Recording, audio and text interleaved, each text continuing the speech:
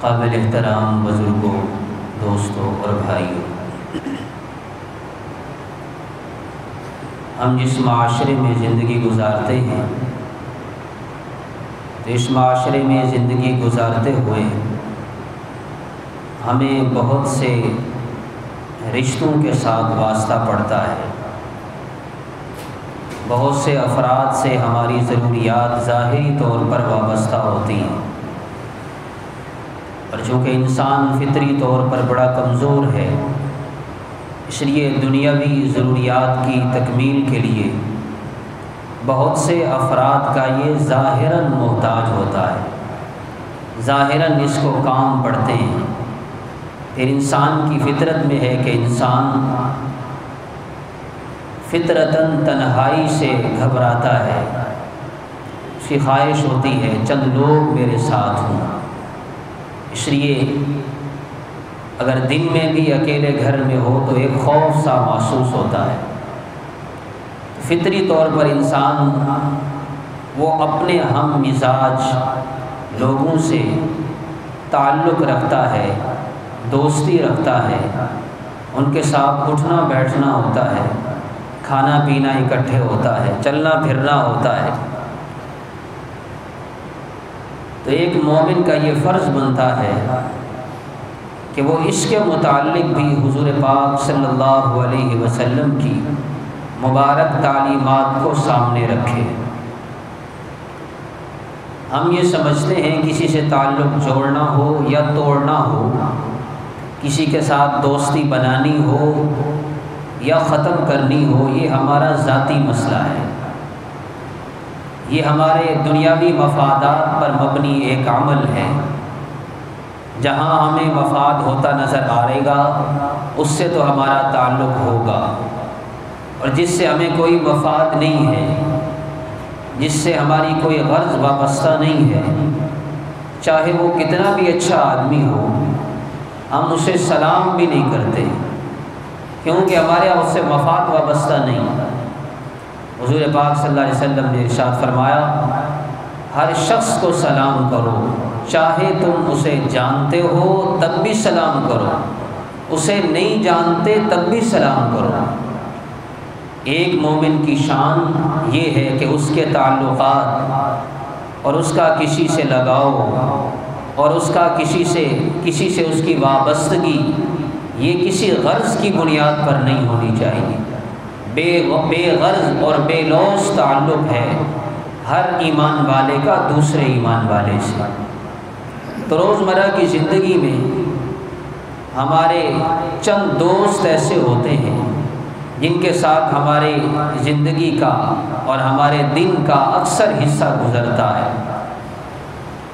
اب دوست بنانے میں بھی ہمیں حضور پاک صلی اللہ علیہ وسلم کی مبارک تعلیمات کو سامنے رکھنا ہوگا، تب وہ دوستی ایسی ہے جو اس دنیا میں بھی کارآمد ہوگی اور آخرت میں بھی کارآمد ہوگی، اور اس کا فائدہ دنیا میں بھی محسوس ہوگا اور آخرت میں بھی محسوس ہوگا۔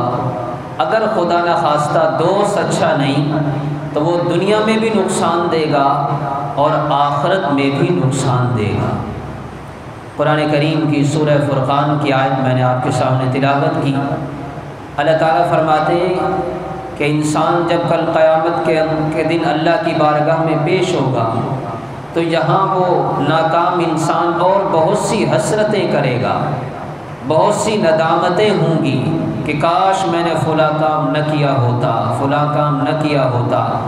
وہاں ایک حسرت یہ بھی ہوگی، یا ویلتا لیتنی لم اتخذ فلانا خلیلا، کاش میں نے فلاں شخص کو اپنا دوست نہ بنایا ہوتا، اس لیے کہ میں نے اس سے دوستی رکھی، اس سے تعلق رکھا، آج مجھے اس کا نقصان ہو رہا ہے۔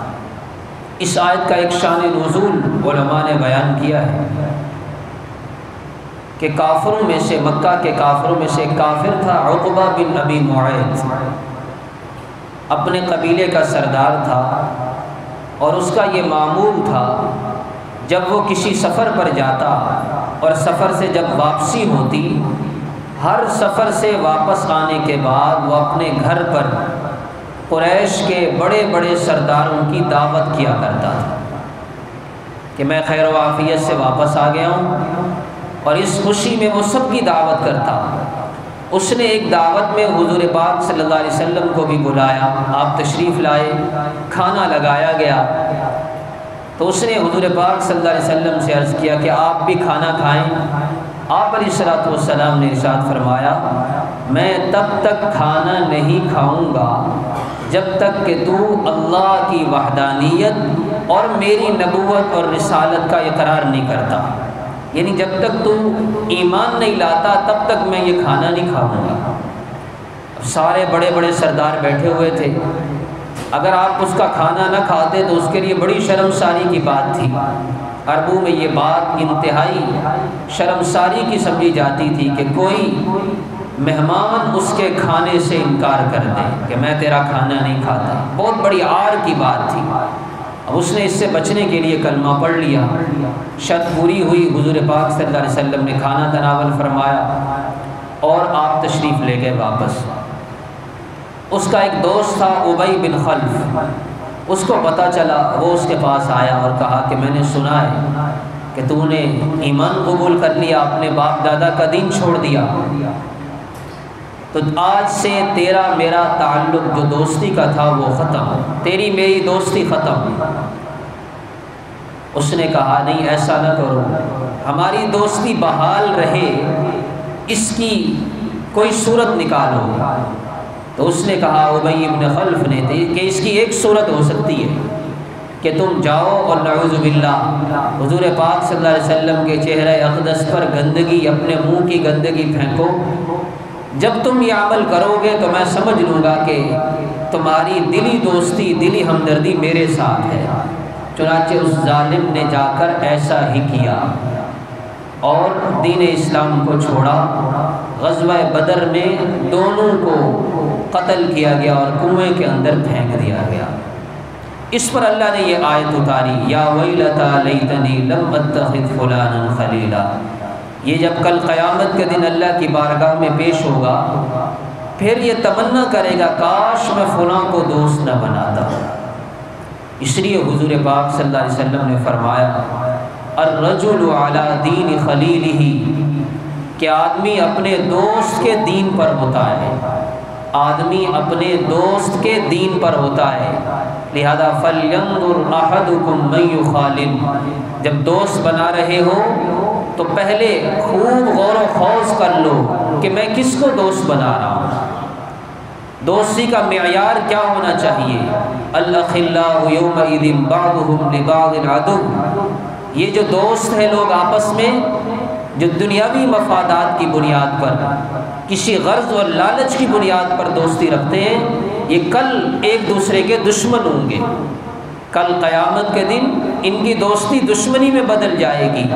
الا المتقین، ہاں جس تعلق کی بنیاد، جس دوستی کی بنیاد تقوی پر ہوگی، جس دوستی کی بنیاد اللہ کے خوف پر ہوگی، یہ دوستی کل قیامت کے دن کارآمد ہوگی۔ اس لیے ہم اس کو اپنا ذاتی مسئلہ نہ سمجھیں۔ دوست وہ ہوتا ہے جس کے ساتھ انسان اٹھتا بیٹھتا ہے، زیادہ وقت جس کے ساتھ گزارتا ہے۔ ویسے تو ہمیں ہزاروں لوگوں سے کام پڑتا ہے، ہم اچھے طریقے سے بولتے ہیں، ان کی عزت کرتے ہیں، یہ تو کرنی چاہیے، لیکن کچھ لوگ ایسے ہوتے ہیں جن سے ہمارا قلبی دوستی کا تعلق ہوتا ہے۔ حضور پاک صلی اللہ علیہ وسلم سے صحابہ کرام نے پوچھا، یا رسول اللہ، ہمارے دوستوں میں سے سب سے بہترین دوست کون ہوتا ہے؟ ہمارے ہم نشینوں میں سے، ہمارے ہم مجلس لوگوں میں سے سب سے اچھا دوست، سب سے اچھا ہم نشین، سب سے اچھا تعلق کے قابل شخص کون ہے؟ آپ علیہ الصلوۃ والسلام نے 3 باتیں ارشاد فرمائیں۔ یہ 3 باتیں معیار ہیں، کسوٹی ہیں، جس کو سامنے رکھ کر کے میں اور آپ اپنے دوستی کے تعلقات کو پرکھ سکتے ہیں۔ فرمایا جس میں 3 صفات ہوں وہ شخص تمہاری ایمان والے کی دوستی کے قابل ہے۔ ایمان والے کی دوستی ایسے شخص سے ہونی چاہیے جس میں 3 صفات پائی جائیں۔ پہلی صفت ذکرکم باللہ رؤیتہ، ایسا دوست بناؤ جس کا دیکھنا تمہیں اللہ کی یاد دلائے۔ جب تم اسے دیکھو تو اس کو دیکھتے ہی تمہیں کس کی یاد آئے؟ اللہ کی یاد آئے۔ جسے دیکھتے ہی تمہارا دل اللہ کی طرف متوجہ ہو، یہ شخص ایسا ہے جو دوستی کے قابل ہے، اور یہ دوستی وہ ہے جو دنیا میں بھی نفع مند ہے، آخرت میں بھی نفع مند ہے۔ اور دوسری صفت فرمایا وَزَادَ فِي عِلْمِكُمْ مَنْطِقُهُ، ایسا دوست بناؤ جس کی گفتگو، جس کا بولنا، جس کے ساتھ اٹھنا بیٹھنا، جس کے ساتھ مجلس کرنا تمہارے علم میں اضافے کا ذریعہ بنے، معلومات میں نہیں۔ دوست بیٹھا ہوا ہے پورے ملک کی سیاست کے حوالے بتا رہا ہے، نہیں، علم تو وہ ہے جو اللہ تک پہنچاتا ہے، یہ معلومات ہیں۔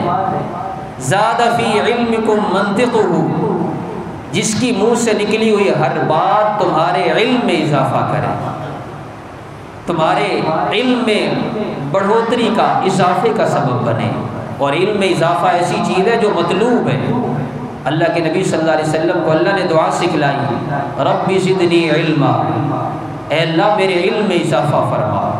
اللہ کے بعد تمام مخلوقات میں سے، تمام انسانوں میں سے سب سے بڑے عالم اللہ کے نبی ہوتے ہیں، وقت کے نبی اللہ کے بعد سب سے بڑے علم والے ہوتے ہیں، اور آپ پھر بھی دعا مانگ رہے ہیں رب زدنی علما، اللہ میرے علم میں اور اضافہ فرما۔ تو ایسا دوست ہو جو تمہارے علم میں اضافے کا ذریعہ بنے۔ بعض لوگ ایسے ہوتے ہیں ان کے ساتھ بیٹھیں گے تو دل میں خواہش پیدا ہوگی کہ ایک پلاٹ اور خرید لیں۔ بعض دوست ایسے ہوں گے جنہیں موبائلوں کا شوق ہوگا، ان کے ساتھ بیٹھیں گے تو دل میں خواہش پیدا ہوگی ہم بھی اپنا موبائل بدل کے دیکھیں۔ بعض لوگ ایسے ہوتے ہیں جنہیں گاڑیوں کا شوق ہوتا ہے، ان کے ساتھ بیٹھیں گے تو اس کے دل میں بھی تمنا پیدا ہوتی ہے میرے دوست نے بدلی ہے میں بھی بدلوں۔ یہ باتیں اس کی تفصیل کی ضرورت نہیں ہے، آپ حضرات بخوبی جانتے ہیں۔ تو زاد فی علمکم منطقہ، دوسری صفت اس میں یہ ہو کہ اس کے ساتھ بیٹھنا آپ کی علم میں اضافے کا ذریعہ بنے۔ اور تیسری صفت اس میں یہ ہو ذکرکم بالآخرۃ عملہ، جب تم اس کے کردار کو دیکھو، جب تم اس کے اعمال کو دیکھو، جب تم اس کی نشست و برخاست کو دیکھو تو تمہیں آخرت کی یاد آئے، دنیا کی نہیں۔ اس کے عمل کو دیکھو تو اعمال کا شوق پیدا ہو کہ میرا دوست وہ تہجد کی پابندی کرتا ہے، مجھے بھی کرنی چاہیے، وہ قرآن کی تلاوت کرتا ہے، مجھے بھی کرنی چاہیے، وہ دین کے مجالس میں بیٹھتا ہے، علماء کا احترام قدر کرتا ہے، اپنے بچوں کو دین پر لگا رہا ہے، مجھے بھی ایسا کرنا چاہیے۔ تو یہ تین صفات جس دوست میں ہیں، اللہ کے پیارے نبی صلی اللہ علیہ وسلم کی سچی زبان اور مبارک زبان سے نکلے ہوئے الفاظ، یہ شخص دوستی کے قابل ہے۔ پہلی صفت جس کا دیکھنا اللہ کی یاد دلائے، دوسری صفت جس کی گفتگو تمہارے علم میں اضافہ کرے، اور تیسری صفت جس کا عمل تمہیں آخرت کی یاد دلائے، یہ دوستی کے قابل ہے۔ یہ شخص ایسا ہے جس سے نشست و برخاست ہو، جس سے اٹھنا بیٹھنا ہو، اور اسی طرح پھر جس سے تعلق ہو، دوستی ہو، اس میں اعتدال بھی ہونا چاہیے، اعتدال، درمیانہ رویہ اختیار ہونا چاہیے۔ ایسا نہیں کہ دوستی کی تو حد سے نکل گئے اور دشمنی کی تو حد سے نکل گئے۔ اور آج کل ہمارے معاشرے میں یہی چیز ہے، اگر کسی کے ساتھ تعلق ہے، دوستی ہے، تو پھر اس کی کوئی برائی نہیں ہے، اس کی ہر برائی اچھائی ہے، اور اگر خدا نہ خواستہ اس کے ساتھ گڑبڑ ہو گئی تو پھر وہ ہماری زندگی کا ہمارا سب سے بڑا دشمن بن جاتا ہے۔ قربان جائیں حضور پاک صلی اللہ علیہ وسلم پر، ہم تو احادیث کو پڑھتے نہیں ہیں، سنتے نہیں ہیں۔ ترمذی شریف میں حضور پاک صلی اللہ علیہ وسلم نے دوستی کے تعلقات کا ایک اصول اور ضابطہ امت کو دیا ہے۔ اب جب یہ ضابطہ ہم سنیں گے تو آپ اندازہ لگائیں کہ کس قدر آپ علیہ الصلوۃ والسلام نے ہماری ایک ایک ضرورت کا خیال رکھا۔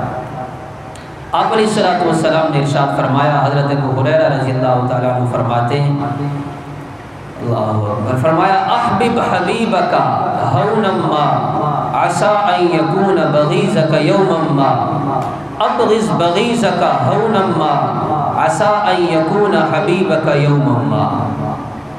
آپ نے 4 جملے ارشاد فرمائے، احبب حبیبک ہونا ما، اپنے محبوب سے، اپنے دوست سے محبت رکھو، تعلق رکھو، ہونا ما، اعتدال کے ساتھ، اعتدال سے مت نکل جاؤ۔ کیوں؟